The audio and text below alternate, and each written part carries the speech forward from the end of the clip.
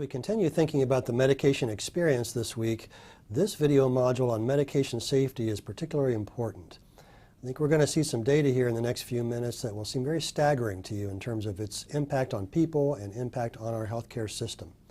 And certainly patient safety is at the heart of all this, but let me tell you some very recent data that was released from the IMS Institute for Healthcare Informatics.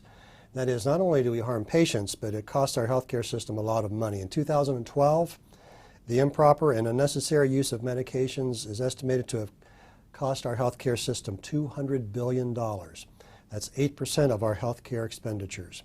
That's sufficient to provide healthcare for 24 million people. So there's a medical, personal aspect of this discussion, but there's also an economic impact that's very important.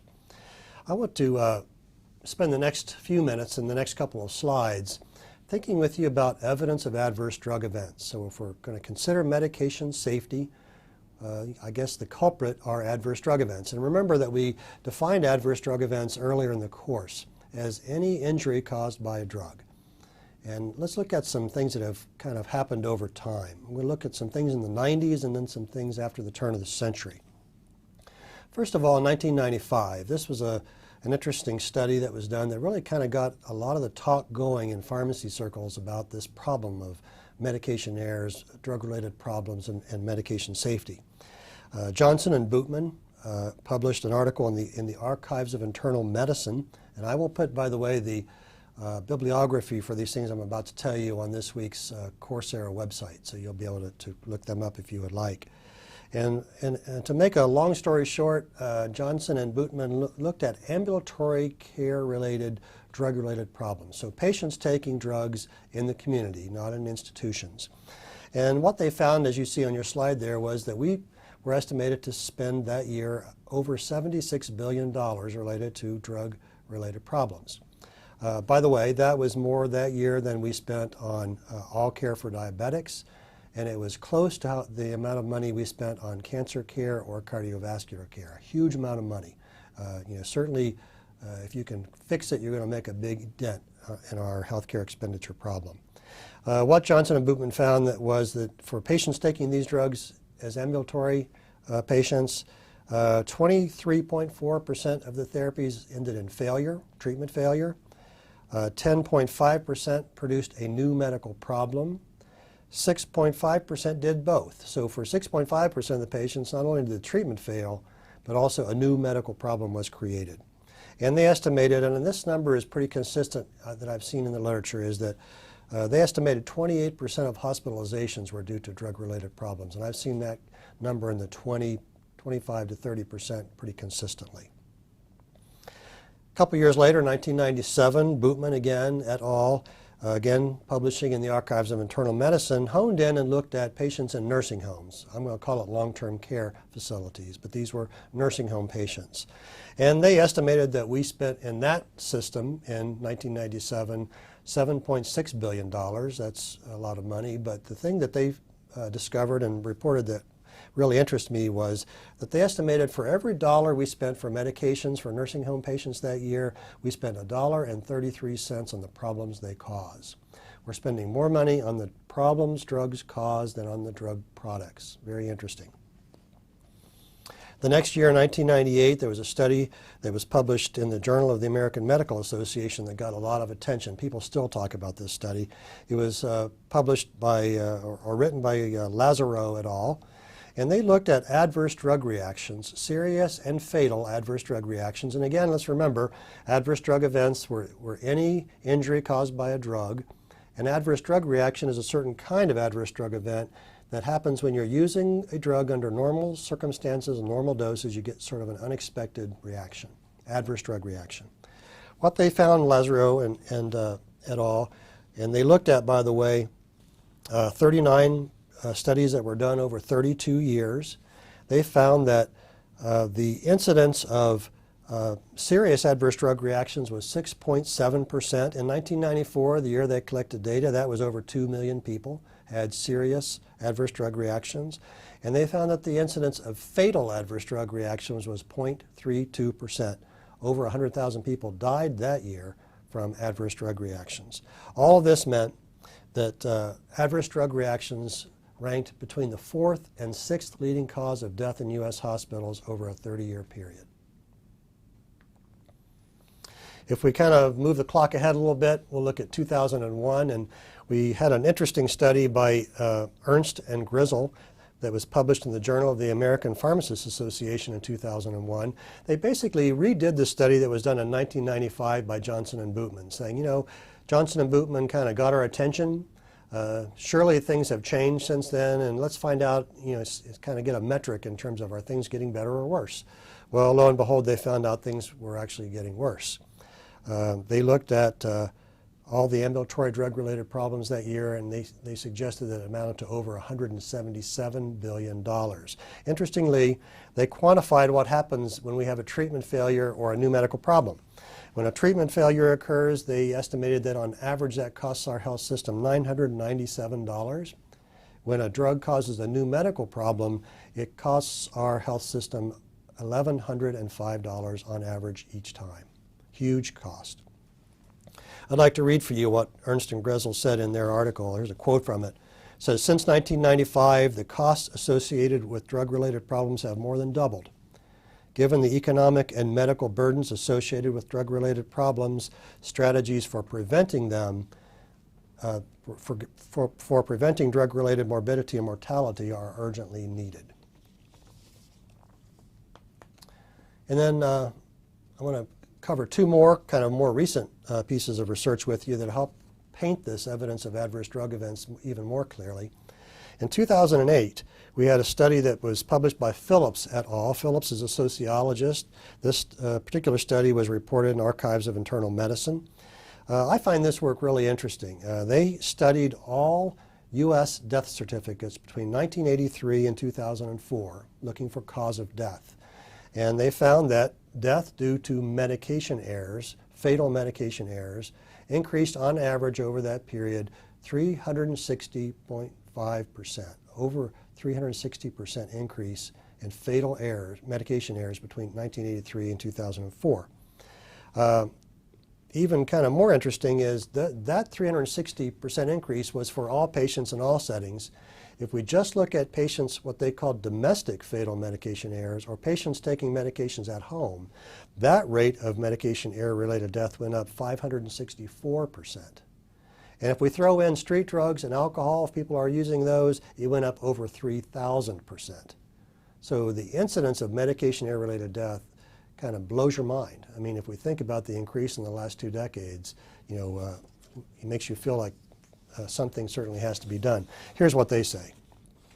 Recent changes in medical care have shifted the location in which many medications are consumed from clinical to domestic settings, meaning from clinical settings to home settings. The present findings suggest that this shift is linked to a steep increase in fatal medication errors. It may now be possible to reduce fatal medication errors by focusing not only on clinical settings but also on domestic settings. I want you to think about what does that mean for the pharmacists who are practicing in community environments. A huge opportunity to make a big difference. And then the final kind of evidence of adverse drug events I want to share with you in this kind of global look was reported that in 2011, drug overdose became the leading cause of accidental death in the country. This was drug overdose due to all kinds of drugs. The vast majority of these, though, I will tell you, are related to prescription drugs, either as a direct cause or somehow leading a person to other kinds of drug abuse like heroin. So I will contend to you that nearly all of these drug overdose deaths have a fingerprint on them from prescription drug abuse or at least initiation. And we'll find out that in 2011 that was reported for the first time by the Los Angeles Times from data that was collected from the Centers for Disease Control and Prevention. So we've got a big problem. You know, we just talked about all these adverse drug events. I think the data is just, I keep saying it, but staggering. It gets your attention. If we, you know, I think if people understood in our healthcare system that we spend more on drug-related problems than on the products, I think they'd be up in arms. We've got to do better. So how do we do that? We talked about the drug use process earlier this week. You know, diagnosis through monitoring. We throw in transitions of care, and we find out that, you know, those are danger points, and we might think about how pharmacists practice in transitions of care. We talked about that very specifically this week. And I want to have you think about two steps of that process, prescribing and administration, where we find that a lot of those errors tend to occur. Are we choosing the right drugs in prescribing? And then finally, when the patient takes them, do they know what they're doing? So we need to think about those two key elements in this process and how we can make things better. And then I want to talk for a few minutes with you about, what evidence, what do we do? I mean, what evidence do we have that, I'm here to talk to you about an introduction to pharmacy. What evidence do we have that the impact of pharmacists could have, is great on these problems, that it could make a difference? I want to share with you a couple of studies to that effect. And then we'll have you consider in our discussion forums this week what you think about that. How could we do more, and what else could we do to help correct this problem? Let's just think about several studies. First of all, I want to talk with you about a study published in the Journal of the American Pharmacists Association by Blumel et al. In 1999. They studied the more significant role of pharmacists with patients taking hyperlipidemia medications. And remember that for elderly Americans, this is the most commonly prescribed medication, so it's taken by a lot of people. And what they found was pharmacists working more intensely with these patients in a sort of a medication therapy management mode, if you will, that these patients had 2 to 4 times better outcomes than those who did not have the pharmacists working with them closely. 2 to 4 times better. And causing that were things like these patients had a 93.6% medication therapy persistence rate, meaning they continued to take their medication over time, they persisted. These patients had a 90.1% medication therapy adherence rate, meaning they take their medications as prescribed on a day-to-day basis. By the way, previous reports in the literature for persistence in these drugs was about 40%. And we know that the World Health Organization tells us that about half of the people around the world really adhere to their medication therapy. So these numbers are significantly greater than had been reported. And then finally, these patients, 63.5% of them reached their National Cholesterol Education Program goals for lipids. Previous reports in the literature were between 8 and 33%. So 2 to 4 times better outcomes for these patients. In 1999, Lucius Leep, a physician, published in the Journal of the American Medical Association a report of one pharmacist working in an intensive care environment, and found that this pharmacist saved that institution $270,000 that year. They reduced adverse drug events from 10.4 down to 3.5 per 1,000 patient days. One pharmacist in one environment. In 2003, similarly, Susan Carsland published in the Archives of Internal Medicine a report, not in intensive care or in critical care, but now in general medicine in a hospital, that we had a decrease in adverse drug events from 2.65 to 5.7 per 1,000 patient days. That was a 78% reduction, having pharmacists involved in general medicine rounds. In 2008, we had a study by Perez et al. In pharmacotherapy. They found that they looked at a variety of studies that involved pharmacists' involvement in medication therapy management, and found that the benefit to cost ratio of having these pharmacists involved as a median was 4 to 1. Meaning for every dollar we spent, we got $4 back in either saved money or in improved outcomes. By the way, the mean number was 8 to 1. So we have data telling us that pharmacists getting involved can make things better and can save money too. And then finally, in 2010, in the American Journal of Health System Pharmacy, Chisholm Burns et al. Published a paper around a systematic literature evaluation of the economic benefit of pharmacists, finding 20 studies that had demonstrated the economic impact of pharmacist involvement. So we have a problem. We know that pharmacists can help. I want to think about 2 other things with you quickly that, we talked about the pharmacy profession. What other kinds of systematic things can we do to make things better?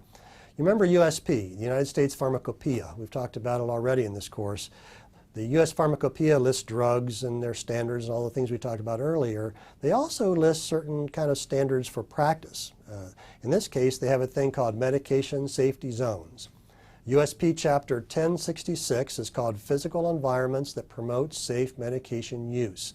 and they provide standards for how you should illuminate the setting, how do you minimize interruptions and distractions, you make sound and noise at a reasonable level, what's the physical design that's best, and the organization of the workspace. So, we think about setting the environment right so that we can prevent medication errors to the best of our ability. And finally, we've already learned about the Joint Commission. They accredit healthcare organizations around the country. And here is just a sampling of their 2013 National Patient Safety Goals. So when they go to accredit an institution, they're looking for all sorts of things. One of them are patient safety goals, and what are they doing to make their patients safer? One of their goals is listed as use medicine safely, and they list some very specific things like how we label drugs, how we handle anticoagulants, in particular drugs like warfarin, Coumadin. And then finally, medication reconciliation. We've talked about it already, big problem. How do we get it right? Here are pharmacy fundamentals for this module. Medication safety zone. USP defines a medication safety zone as any critical area where medications are prescribed, transcribed, prepared, or administered. Chapter 1066 describes the optimum physical environment and procedures needed to promote accurate medication use. Standards are provided for illumination, interruptions, and distractions, sounds and noise, physical design, and organization. And this is from the Institute for Safe Medication Practices. And by gosh, here's our next pharmacy fundamentals. Institute for Safe Medication Practices, or ISMP. Very important group. I want you to know what ISMP is. The nation's only nonprofit organization devoted entirely to medication error prevention and safe medication use. ISMP's mission is to advance patient safety worldwide by empowering the healthcare community, including consumers, to prevent medication errors. You can learn more at ismp.org. I'm sorry, this has been a rather long module, one of our longest ones, a lot of data, a lot of important stuff that I think you need to see. Let's go into our discussion forums and think about this question. Given the evidence that the pharmacist has an impact on adverse drug events that we just discussed, why haven't patient-oriented pharmacy services been more widely implemented? I'm interested to hear what you have to say about that question. I look forward to seeing you again soon.